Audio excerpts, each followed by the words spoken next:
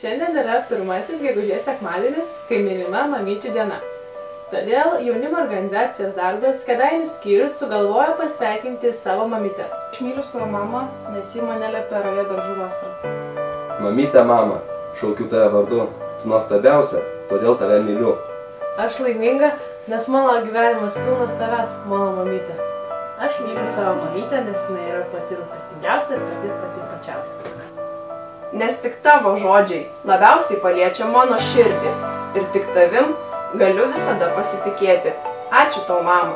Mamyte, ačiū, kad išmokai mane žengti pirmosius žingsnius. Ačiū, kad visada buvai šalia. Myliu tave, mama.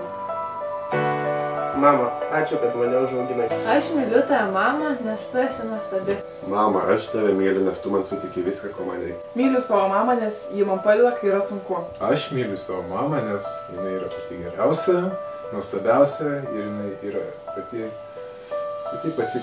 pačiausia. Myliu savo mamą, nes ji mano geriausia draugė. Aš myliu tavo mamą, nes daugiau kaip tų tokių nėra. Vienintelė pasaulyje. Aš myliu savo mamą, nes ji pati geriausia. Mamyte, ačiū, kad esi.